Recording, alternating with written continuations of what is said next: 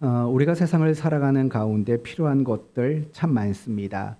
돈도 필요하지요. 건강도 필요하지요. 행복도 필요하고 기쁨도 필요합니다. 일할 수 있는 직장도 필요하고 또 가정도 필요합니다. 그리고 살면서 희망이라는 것을 가지는 것도 대단히 중요하고 필요합니다. 그러나 우리가 세상을 살면서 더 필요한 것이 있습니다. 그게 바로 위로라고 말할 수 있습니다. 이 세상에 살아가는 사람들 중에 위로가 필요하지 않은 사람은 단 한 사람도 없을 겁니다.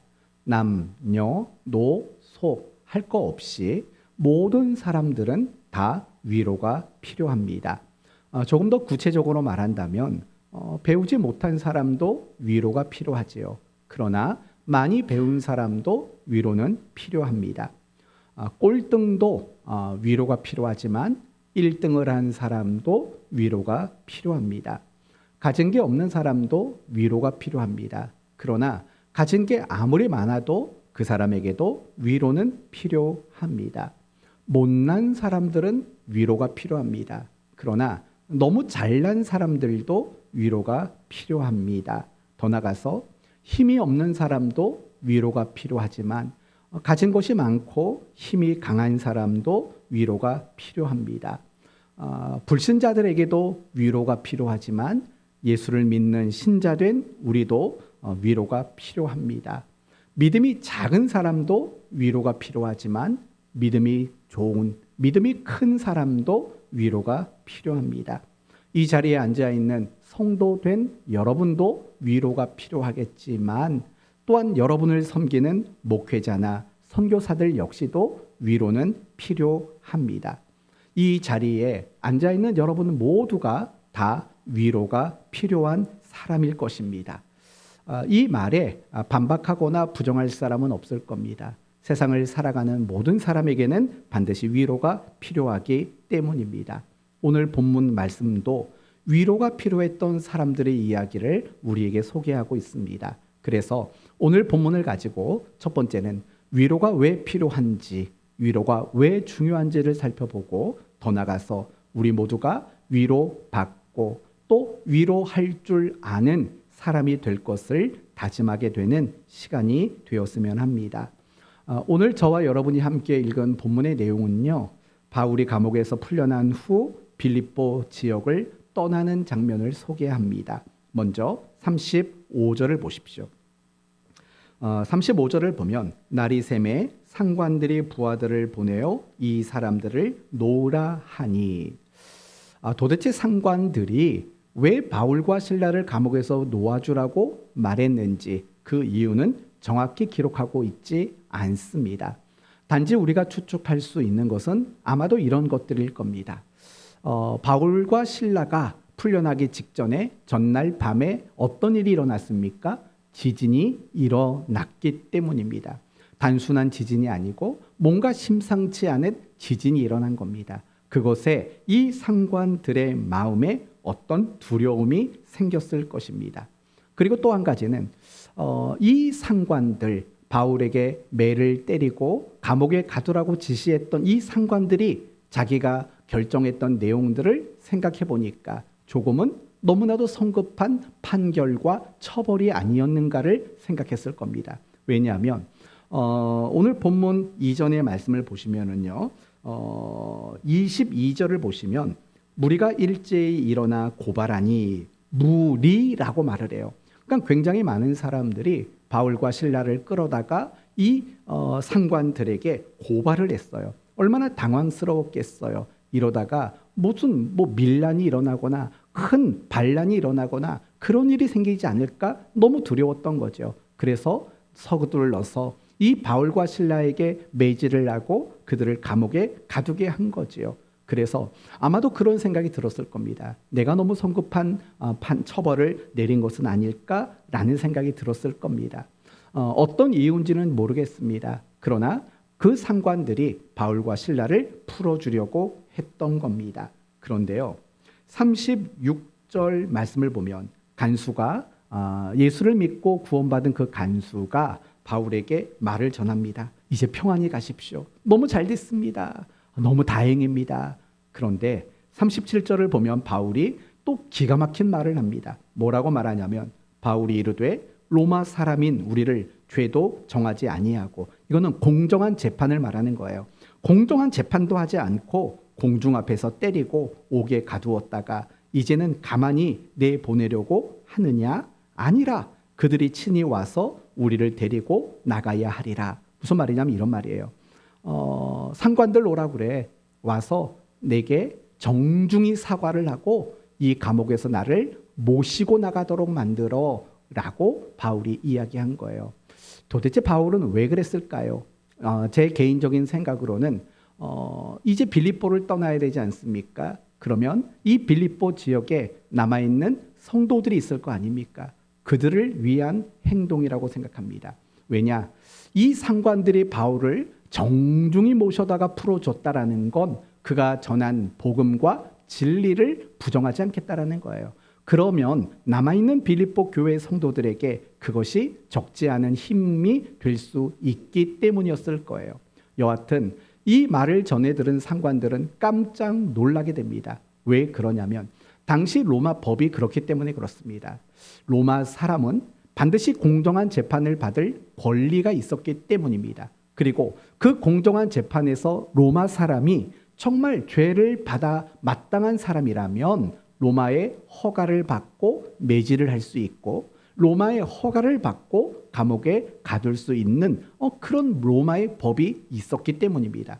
따라서 지금 이 간수들은요, 상관들은 무엇을 어겼냐면 로마의 법을 어겼다라는 것을 비로소 그들이 깨달은 거예요. 그러니까 마음이 너무 두려웠던 거예요. 그래서 그 말을 전해 듣자마자 바울이 있는 감옥으로 가죠. 그리고 바울을 정중히 모셔서 나옵니다. 그리고 부탁하는 겁니다. 이 마을을 좀 떠나주시겠습니까? 정중히 부탁하는 일이 있게 되는 겁니다. 이제 결국 40절을 보면 바울과 실라가 옥에서 나왔고 루디아의 집, 말은 루디아의 집이지만 더 정확히 말한다면 빌립보 교회라고 말하는 게 더 정확할 겁니다. 빌립보 교회에 들어가서 형제들을 만나보고 이제 그들을 위로하고 길을 갔다고 말합니다. 어디로 갔습니까? 17장 1절. 우리가 다음 주에 볼 내용인데 17장 1절을 보면 그들이 암비볼리와 아볼로니아로 다녀가 어디에 도착했어요?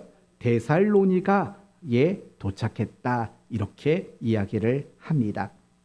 저는 이 말씀을 묵상하면서 제일 먼저 들었던 생각이 그거예요. 위로가 얼마나 필요한가, 위로가 얼마나 중요한가, 이 부분을 생각해 보게 되었습니다.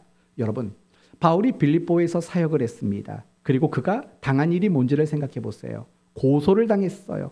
그리고 실신할 정도로 매에 맞았어요. 그리고 감옥에 갇히게 되었어요. 이게 가벼운 일일까요? 결코 가벼운 일 아닙니다. 굉장히 심각한 일을 당했다라는 거예요. 그런데요, 그가 그렇게 감옥에서 풀려나자마자 그는 데살로니가 지역으로 갑니다. 그러면 바울이 데살로니가 지역으로 간 이유는 뭘까요? 계속해서 복음을 전하는 일들을 멈추지 않기 위함이라는 거예요. 여러분 한번 생각해 보세요. 어젯밤에 그렇게 매를 맞아 실신한 사람이에요. 그리고 아침에 날이 밝아서 풀려났고 성도들과 작별 인사를 하고 곧장 데살로니가 지역으로 갔다라는 거예요. 그가 복음을 증거하는 그 일을 조금도 멈추지 않았다라는 거예요. 그게 결코 쉬운 일은 아니었을 것 아닙니까? 그런데 이 바울의 사역을 가만히 뒤돌아보면 지금까지 다 그래왔던 것 같아요. 어딜 가든 바울이 환영받은 적이 없어요. 어딜 가든 반대를 당했고 어딜 가든 위협을 당했고 때로는 돌에 맞아 죽을 뻔했던 경험도 분명히 있지 않았습니까? 여러 가지 문제를 만나게 되는 게 지금까지 바울의 사역이었지 않습니까? 그런데도 불구하고 바울은 멈추지를 않았다라는 거예요. 뭘 멈추지 않았어요? 복음을 증거하는 그 사역을 한순간도 멈추지를 않았다라는 거예요. 고린도후서 11장을 보시면 여러분이 이미 잘 알고 있듯이 바울이 당했던 고난과 환난의 이야기가 소개가 돼요. 이렇게 말을 하죠. 내가 수고를 넘치도록 하고 옥에도 갇히기도 많이 하고 매도 수없이 맞고 여러 번 죽을 뻔하였으니 뭐 그러면서 배고팠고 추웠고 헐벗었고 뭐 이런저런 이야기들이 많이 소개가 되는 것을 알 수 있을 거예요. 여러분 한번 상상해 보세요. 바울이 겪었던 그 고난과 환난, 여러분 정말 상상할 수 있을 정도일까요? 그러지 않았다라는 거예요. 그런데도 불구하고 바울은 복음을 증거하는 그 일을 멈추지 않았다라는 거예요. 계속할 수 있었다라는 거예요. 그러면 여기서 우리는 의미심장한 질문을 해봐야 되죠. 아니 어떻게 그렇게 반대를 당하고 위협을 당하고 고난과 환난의 그 연속적인 삶 속에서도 복음을 전하는 그 일들을 멈추지 않을 수 있었던 이유는 뭘까? 그가 계속해서 복음을 전할 수 있었던 그 힘은 도대체 어디에서 나왔을까라는 질문을 해봐야 되는 거예요. 과연 여러분의 생각에는 바울이 그럴 수 있었던 이유가 뭘까요? 그가 멈추지 않을 수 있었던 이유가 뭘까요? 혹시 바울이 가지고 있었던 남다른 사명감 때문일까요? 저는 그것도 어느 정도 맞다고 생각합니다. 제가 신학 공부를 하면서 제 마음속에 품었던 성경 구절이 두 개가 있어요.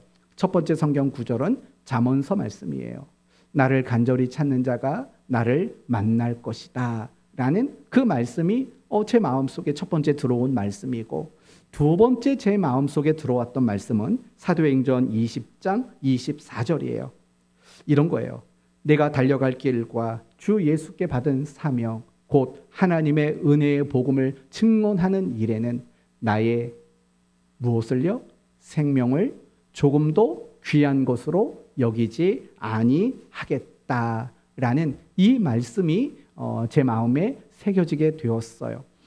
그 말씀을 보세요. 내가 복음을 증거하는 그 일에 정말 내 생명을 조금도 귀한 것으로 여기지 않겠대요. 정말 남다른 사명의식 아닙니까? 분명히 그런 남다른 사명의식 때문에 바울은 복음을 증거하는 그 일을 멈추지 않았을 거예요. 그런데 여러분, 한 가지 더 생각해야 될 게 있어요. 그게 뭐냐? 바울이 복음을 전하는 그 일, 맡겨진 사명을 감당하는 그 일이 멈추지 않을 수 있었던 이유는 단지 남다른 사명감 때문만은 아니라는 거예요. 그에게 한 가지가 더 있었기 때문이에요. 그게 뭘까요? 바로 위로라는 것이 그에게 주어졌기 때문이라는 거예요. 오늘 본문을 보세요. 바울은 매에 맞았어요. 그리고 감옥에 갇히게 되었어요. 그리고 그 감옥에서 어떤 일이 일어났어요? 하나님의 간섭으로 지진이 일어났어요. 그리고 더 중요한 것은 그 지진의 일로 인해서 간수장과 그의 온 가족이 예수를 믿고 구원받게 되는 놀라운 일들이 있었어요. 여러분, 바울의 입장에서 간수장이 예수를 믿었고 그의 가족들이 예수를 믿게 된 일, 그게 얼마나 큰 위로였겠냐고요. 그렇죠? 그런 하나님의 위로가 그 빌립보 감옥 안에서 바울에게 주어졌다라는 거예요. 그리고 하나님께 위로받은 그 바울은 그렇게 매를 맞아 고통스러운 그 순간에도 복음을 전하는 그 일들을 결코 멈추거나 중단하지 않을 수 있었다라는 거예요. 이런 의미로 본다면 사도 바울이 사도로서의 그 역할, 복음을 증거하는 일들을 잘 감당하게 만들었던 가장 큰 힘은 뭐냐? 하나님의 위로였다라는 거예요. 이걸 조금 다른 각도로 말한다면 하나님이 바울에게 베풀어 주셨던 가장 큰 은혜가 있다면 그게 바로 위로하심이라고 말할 수 있다라는 거예요. 우리는 하나님의 어떤 은혜를 생각하면 뭔가 잘 되는 것 또는 무엇인가를 많이 가지고 실력이 좋아지는 것을 생각하죠. 하지만 우리가 성경을 읽다 보면 적어도 바울의 인생 속에서 바울이 가장 큰 은혜를 이야기할 때는 항상 하나님의 위로를 공급해 주심이라고 말했다라는 것을 기억해야 돼요. 고린도 후서 1장이 그걸 너무나도 잘 설명하고 있어요. 바울은 이렇게 고린도 후서 1장을 이야기해요.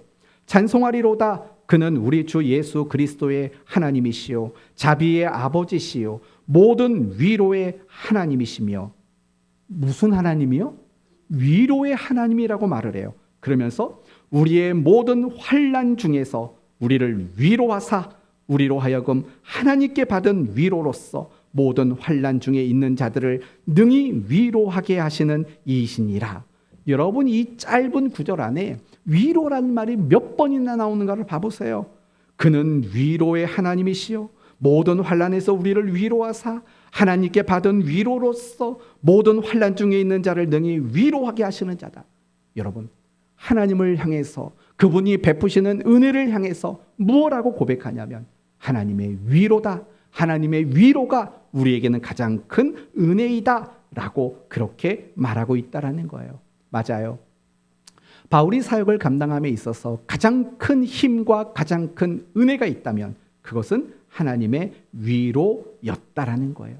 그 위로가 멈추지 않으니까 바울은 복음을 증거하는 일, 사명을 감당하는 그 일들을 도무지 멈출 수 없었다라는 거예요.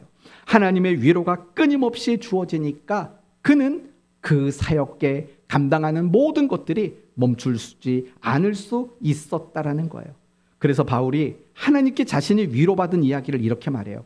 고린도 후서 7장 4절에 내가 우리의 모든 환난 가운데에서도 위로가 가득하고 라고 말을 해요. 자기가 환난을 많이 받았대요. 근데 환난이 많으면 많을수록 하나님이 자기 자신에게 무엇을 많이 주셨대요? 위로를 그만큼 많이 주셨대요. 그렇게 많이 주셨다고 말을 해요. 바울은요, 하나님께 위로받음이 있었어요. 그게 바울로 하여금 힘이 되었던 거고 멈추지 않고 그 사역을 감당할 수 있었던 능력이 될 수 있었다라는 거죠. 그러나 또 한 가지 놓치면 안 되는 게 있어요. 바울이 하나님의 위로만 받은 건 아니라는 거예요. 데살로니가 전서 3장을 보면 이런 말이 나와요. 너희에게 위로를 받았노라. 너희에게 위로받았다는 건 누구에게 받은 거예요? 데살로니가 교회 성도들에게 받았다라는 거예요. 빌레몬서 1장에서도 내가 너희 사랑으로 많은 기쁨과 위로를 받았노라. 또 위로받았다라고 이야기하고 있는 거예요. 따라서 바울은 하나님께 위로받았어요. 그리고 많은 성도들에게도 바울은 위로를 받았다라는 거예요. 끊임없는 위로를 받은 거예요. 그것이 그의 사역을 잘 감당할 수 있게 만들었던 원인이었다라는 거예요. 그럼 이렇게 생각해 볼까요? 바울이 하나님께 위로받지 못했다면 또는 위로가 부족했다면 바울이 성도들에게 위로받는 일을 하지 못했다면 과연 우리가 알고 있는 바울의 행적들이 기록될 수 있었을까요?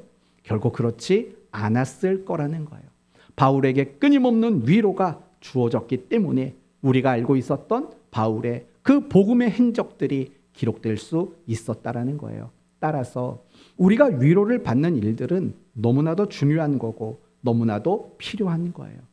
우리가 위로받지 않으면 어떤 사람이 되는 줄 아세요?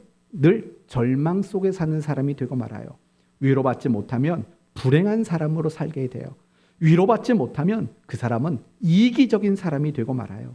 위로받지 못하면 그 사람은 매사가 부정적인 사람이 되고 말아요. 위로받지 못한 사람은요, 늘 상처 속에 허덕이며 살게 되어 있어요.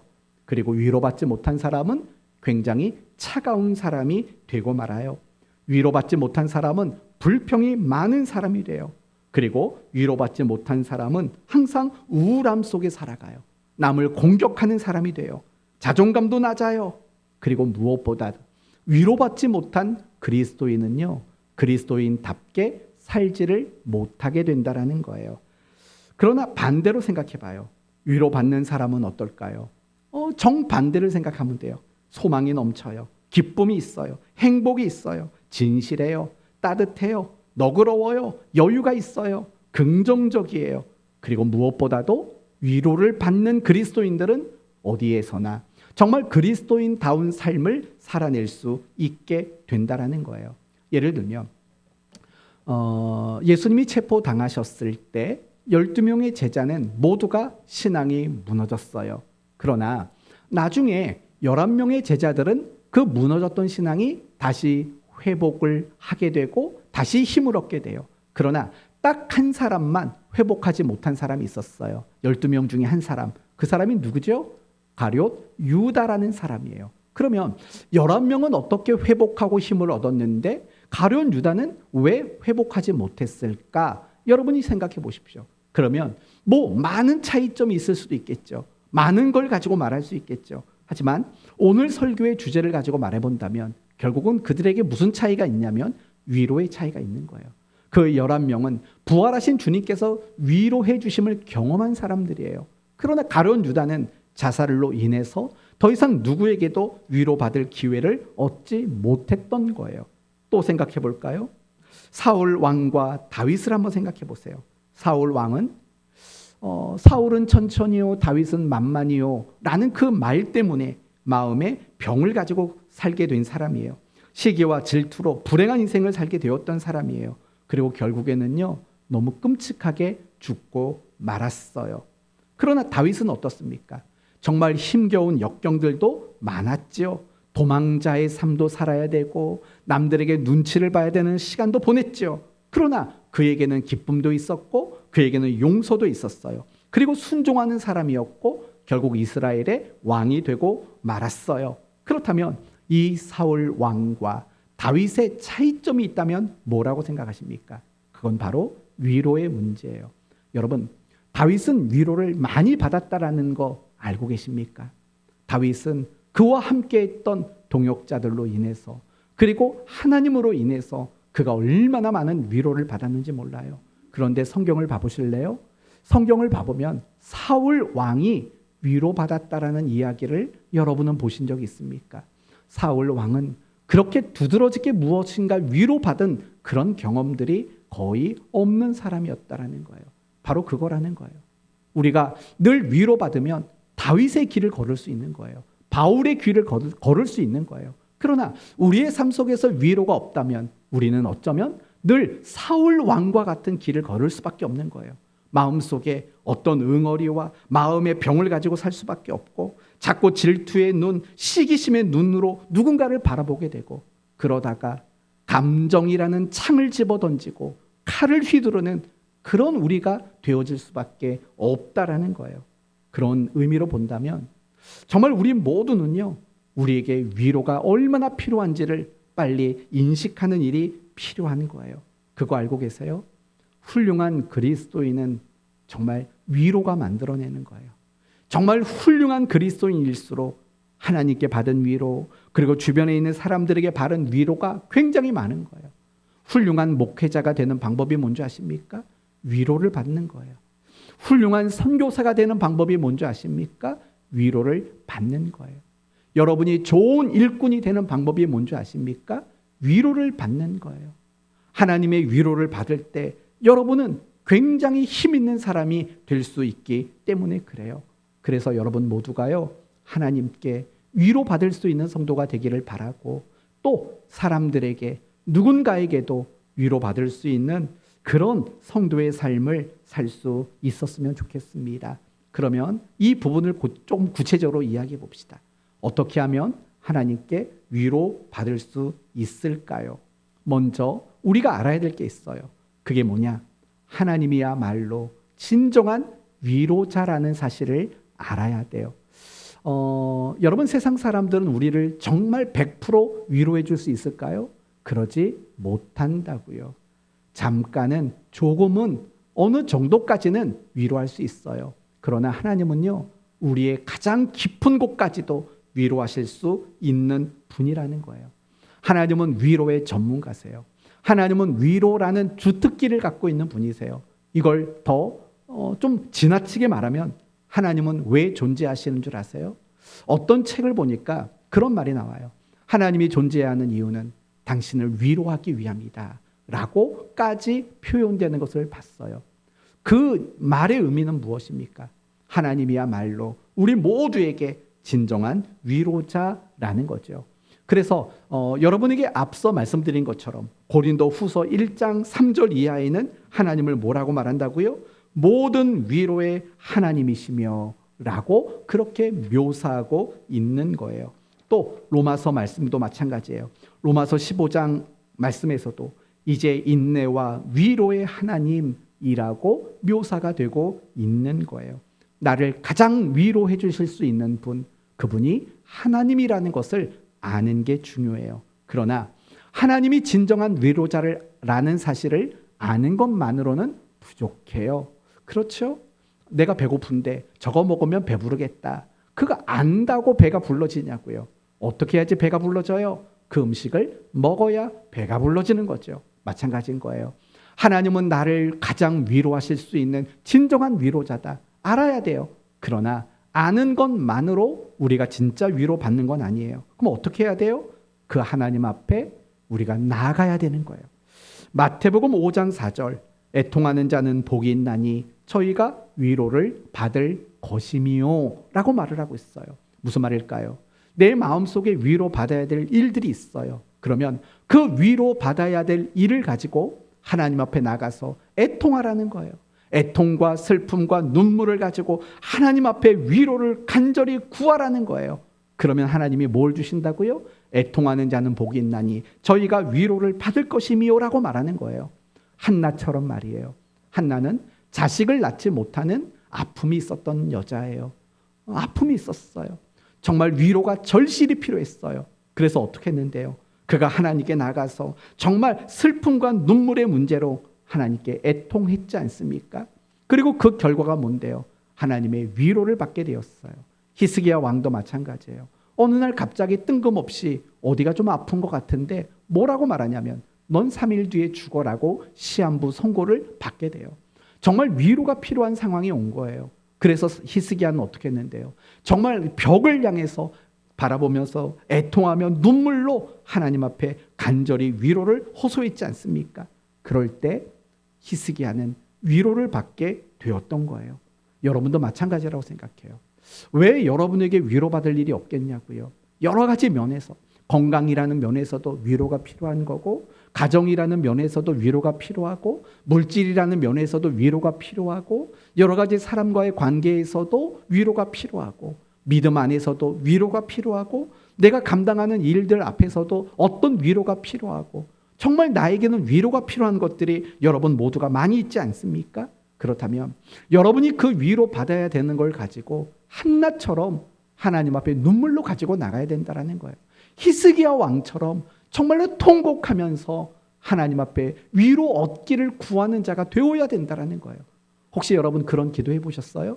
하나님, 저 위로가 필요해요. 하나님, 저를 좀 위로해 주세요. 혹시 이런 기도는 좀 드려보시나요? 그랬으면 좋겠다라는 거예요. 하나님은 우리 모두가 그렇게 하기를 바라고 원하신다라는 거예요.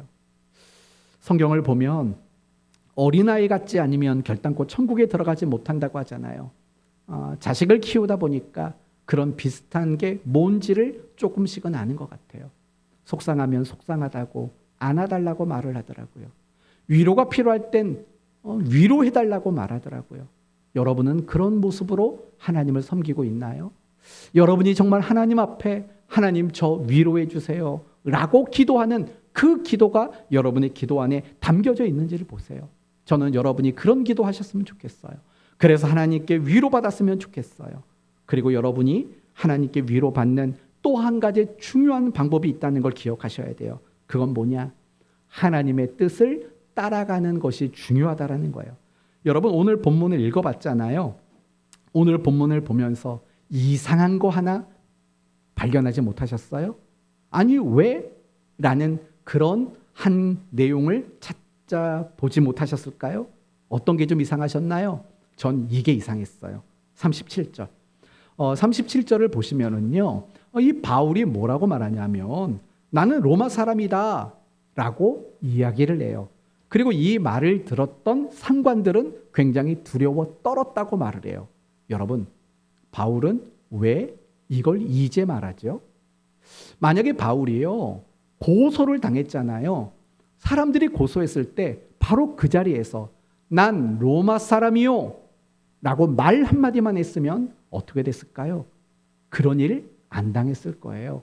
공정한 재판을 받을 수 있었을 거고요. 그 재판에서 아무리 유죄가 선포되어도 로마의 허락이 없이는 매를 맞거나 감옥에 갇히는 일은 없었을 거예요. 그런데 이상하게 바울은요, 내가 로마 사람이라는 걸 아예 말도 하지 않아요. 왜 말하지 않았을까요? 정신이 없어서 그랬을까요? 그걸 말하면 자기가 보호받을 수 있다는 것을 깜빡했을까요? 그게 아니라는 거예요. 바울이 나는 로마 사람이라고 말하지 않은 데에는 그 이유가 있다라는 거죠. 그 이유가 뭘까요? 이런 생각을 한 거죠. 내가 지금 고소를 당했네. 매에 맞겠네. 감옥에 들어가겠네. 그러면서 이런 생각을 한 거죠. 이것도 어쩌면 하나님의 뜻일지도 몰라 라는 그 생각을 그는 가지고 있었다라는 거예요. 아니요. 분명히 그 순간에도 이것이 하나님의 뜻이라고 그는 믿었다라는 거예요. 그리고 그게 하나님의 뜻이라고 여겼기 때문에 바울은 그 자리에서 내가 로마 사람이라고 말하지 않을 수밖에 없었다라는 거예요. 사랑하는 성도 여러분, 하나님은 우리를 위로하세요. 그런데 그거 아세요? 내 뜻만 고집하고 내가 원하는 것만 붙잡고 산다면 그 하나님의 위로를 우리는 마주하기 어렵다라는 거예요. 하나님의 이유가 있겠지. 하나님의 어떤 목적이 있겠지. 하나님의 어떤 계획이 있겠지. 하나님의 어떤 뜻이 있겠지. 라고 믿음을 가지고 그 뜻을 따라가려고 하는 사람들은 어김없이 그 길에서 하나님의 위로를 마주할 수 있게 된다라는 거예요. 예수님을 생각해 볼까요? 예수님이야말로 이 땅에서 가장 온전하게 하나님의 뜻을 따랐던 분이십니다. 어느 정도까지 하나님의 뜻을 따랐습니까? 십자가에 죽기까지 하나님의 뜻을 따랐습니다. 그런 예수님을 어떻게 하셨습니까? 사흘 만에 다시 부활시키셨습니다. 그것은 하나님의 위로입니다. 부활로 끝나지 않았습니다. 그분은 승천하셔서 하나님 보좌 우편에 앉으셨습니다. 하나님의 위로이십니다. 사랑하는 성도 여러분, 여러분은 이 부분을 점검하셔야 돼요. 왜 내 삶에는 하나님의 위로가 임하지 않을까? 두 가지를 생각하셔야 돼요. 하나는 나는 한나처럼, 나는 히스기야처럼 애통함으로 하나님께 위로를 구하는 자리로 나는 나가고 있는가? 그리고 또 한 가지는 나는 모든 순간 내가 위로가 필요하다고 느껴지는 그 순간까지도 하나님의 뜻이 있을 거야. 하나님의 계획이 있을 거야. 라는 하나님의 뜻을 믿음으로 따라가고 있는 그런 나의 모습인지 우리는 반드시 점검해 봐야 한다라는 거예요. 저는 여러분 모두가 애통함으로 하나님께 나가 위로받기 바라고 하나님의 뜻을 믿음으로 따라감으로 위로를 만날 수 있는 여러분 됐으면 좋겠습니다. 이제 두 번째는 우리가 누군가에게 위로받는 방법도 배워야 합니다. 어쩌면 성도들 가운데 이런 말을 하실 분이 있을지도 몰라요. 목사님, 아니 우리는 하나님께만 위로받으면 되지 어떻게 사람에게 위로받으려고 합니까? 그거 불신앙 아닙니까? 이렇게 질문하실 분도 계십니다. 그럼 그런 분들한테 저는 이렇게 말하고 싶습니다. 성경만 먹고 사십시오. 우리가 그렇지 않습니까? 영의 양식이라고 하면서 맨날 말씀 먹잖아요. 근데 말씀만 드셔요? 아니잖아요. 육신의 양식도 먹는 거 아니에요. 마찬가지 아니겠어요? 우리가 하나님의 위로 받는 거 그걸로도 족할 수 있죠. 그러나 우리 모두는 육을 가지고 살아가는 사람들인 거예요. 사람의 위로도 누군가의 위로도 분명히 필요한 거죠. 그리고 중요한 것은 뭐냐? 하나님은 우리를 위로하실 때 누구를 통해 위로하실까요? 사람을 통해 위로하는 원칙이 있는 거죠. 예를 들면 바울은 자기 자신이 받은 위로를 말할 때 대부분 다 뭐라고 말하냐면 너희로 인해서 내가 하나님께 위로를 받았다라고 성도들의 위로를 빠짐없이 언급했어요. 이삭은 어머니를 잃은 그 슬픔을 리브가를 통해서 위로받았어요. 룻은 보아스를 통해서 자신의 아픔과 슬픔의 세월을 위로받았어요. 예루살렘 교회는 바나바를 통해서 얼마나 위로를 많이 받았는지 몰라요. 이러한 위로의 원칙은 오늘날도 똑같은 거예요. 하나님은 여러분을 위로하기를 원해요. 그래서 여러분이 기도하는 시간에 여러분을 위로하시고 여러분이 찬송하는 시간에 여러분을 위로하시고 여러분이 하나님께 예배하는 말씀을 듣는 그 시간에도 여러분을 위로하세요. 그러나 하나님은 또 많은 순간 여러분과 함께 살아가는 누군가를 통해서 하나님은 위로를 주시는 분이세요. 여러분 잘 생각해 봐요. 가정은 왜 필요할까요? 하나님이 주신 가정을 왜 선물이라고 생각할까요? 그 가정 안에서는요, 여러분에게 정말 끊임없는 위로가 생기고 있다는 거 알고 계세요? 여러분의 배우자 때문에 위로받고 여러분의 자녀 때문에, 여러분의 부모 때문에, 여러분 가정 안에서 얼마나 많은 위로가 이루어지고 있는지 아세요? 하나님은 교회라는 공동체를 왜 주셨을까요? 그 안에서 함께 위로하는 일들을 감당하라고 교회라는 공동체를 주셨다라는 거예요.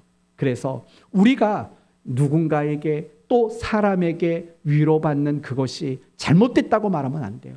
우리는 누군가에게도 위로받는 자가 되는 것이 너무나도 마땅한 일이라는 거예요. 그러면 우리가 누군가에게 위로받을 수 있는 방법은 뭘까요? 아무리 생각해봐도 저는 그 방법이 이런 것 같아요. 용기를 내는 거죠. 용기를 내는 거. 우리는 보통 어떤 모습이냐면 내가 위로받을 일이 생겼을 때 누군가가 나에게 먼저 다가와서 위로해 주기를 바란다고요. 그러나 그럴 수 없어요. 왜냐? 어떻게 그걸 다 알겠습니까? 그래서 우리는 용기를 내야 돼요. 내가 먼저 다가가서 나에게 위로를 해주시기를 구하는 그런 모습들이 우리에게 필요하다라는 거예요.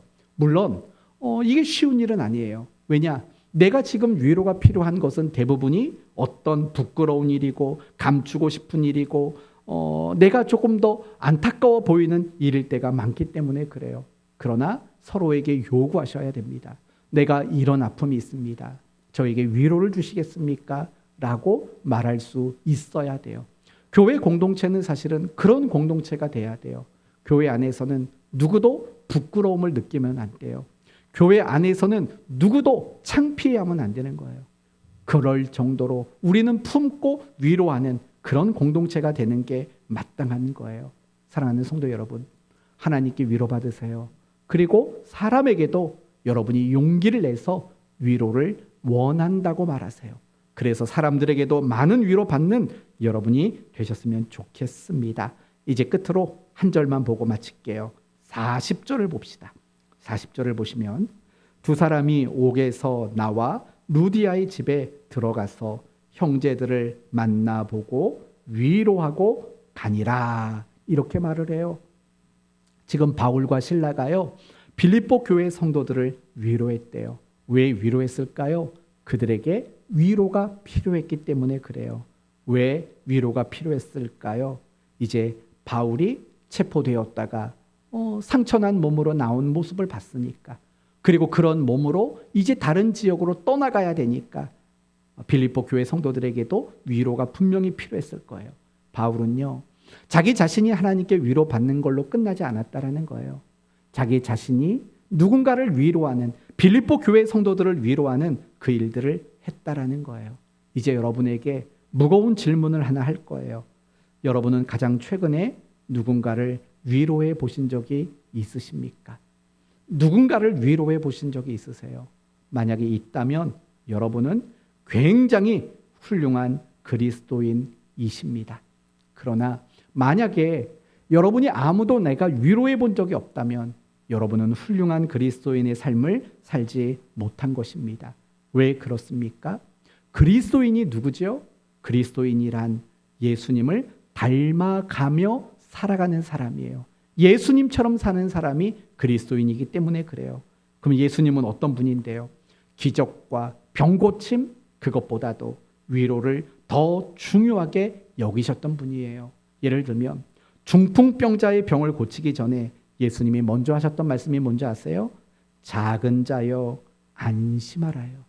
병을 고치는 능력을 행하는 것보다도 예수님은 그 중풍병자에게 안심해, 안심해, 위로의 말을 먼저 주셨어요. 그리고 뿐만 아니라 풍랑 가운데 고통하고 두려워하는 제자들, 그리고 그들을 위해서 바다야 잔잔해라 명하기 이전에 먼저 하셨던 말씀이 뭔지 아세요? 안심하라, 내니 두려워하지 말라. 예수님도 그렇게 위로의 말을 먼저 하셨다라는 거예요. 소경 바디메오를 고치기 이전에도 먼저 이렇게 말했어요. 이르시되 안심하라, 내니 두려워하지 말아라. 예수님이 부활하시고 나서 모든 걸 버리고 절망과 낙심에 빠져 있는 제자들을 찾아가셨을 때 가장 먼저 하셨던 말씀이 뭐예요? 야, 이 못난 놈들아.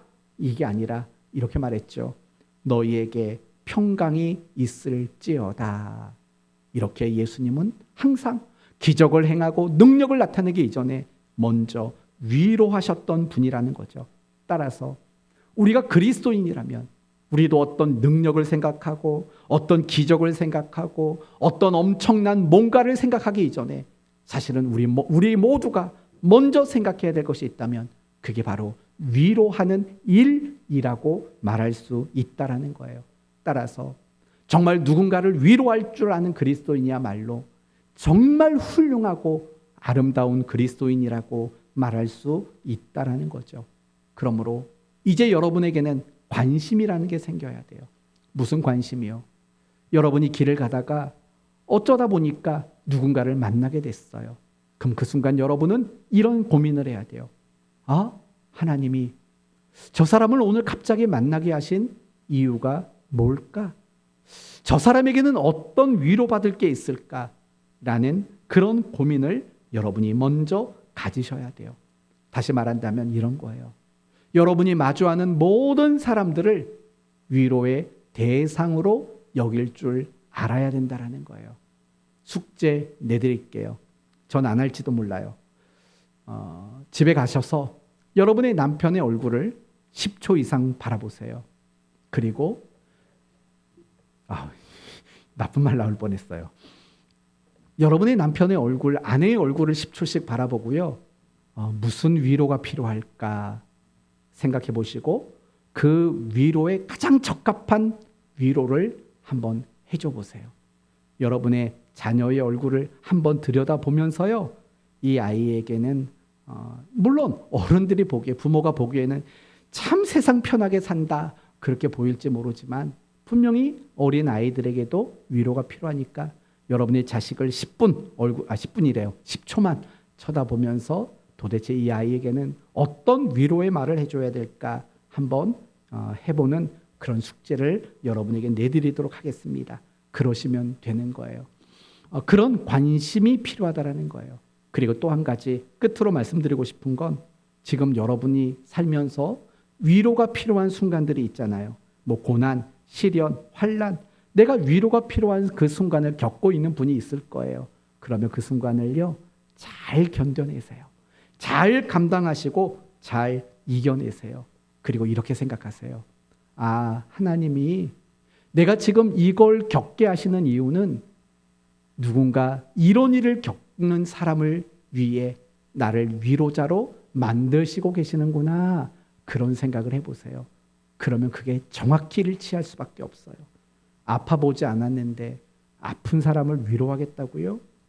제가 이 말씀을 준비하면서 참 마음이 좀 괴로웠던 게 있었어요. 뭐냐면요. 저희 아버지가 2017년도에 천국에 가셨거든요. 2017년도예요. 그 전에는 제가 사랑하는 분을 떠나보낸 경험이 거의 없어요. 그래서 그런데도 불구하고 저는 장례식장에 얼마나 많이 다녔겠냐고요. 그런데요, 장례식장에 가가지고 내가 그 사람들한테 그렇게 말해요. 힘내세요. 천국의 소망이 있잖아요. 이런 말들을 건넸잖아요. 목사니까. 근데요, 제가 아버지를 천국에 떠나보내고 나니까 그 말을 못하겠더라고요. 천국에 가셨는데 힘내세요. 라는 말을 못하겠더라고요. 그리고 고작 제가 할 수 있는 말은 그거예요. 마음의 위로가 임했으면 좋겠습니다. 그 마음 압니다. 이거 이상 다른 말을 할 수가 없어요. 결국 무엇을 말하는 줄 아세요? 아버지를 잃어버린 위로, 그 위로가 필요한 순간을 제가 겪었잖아요. 그랬더니 정말 사랑하는 사람을 잃어버린 사람의 그 마음을 위로할 수 있는 준비가 되어지더라는 거예요. 지금 여러분이 어떤 위로가 필요한 순간들을 겪고 계세요? 그거 너무 서운해하고 괴로워하지 마시고요. 하나님이 나를 위로의 사람으로 준비시키고 있구나.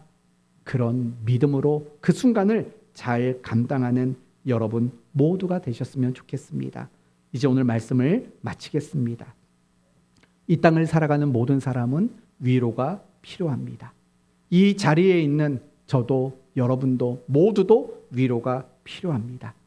그 위로를 받을 때 바울처럼 멈추지 않는 사람이 되고 정말 그리스도인으로서 능력 있는 삶을 살아갈 수 있게 됩니다.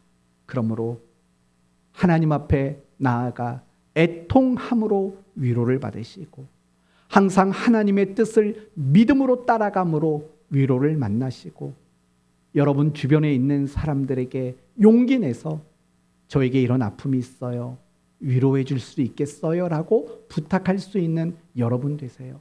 그래서 여러분 모두가 위로받고 위로할 수 있는 이런 아름다운 그리스도인의 삶을 살게 되는 여러분 모두가 되시기를 예수 그리스도의 이름으로 축원드립니다. 아멘.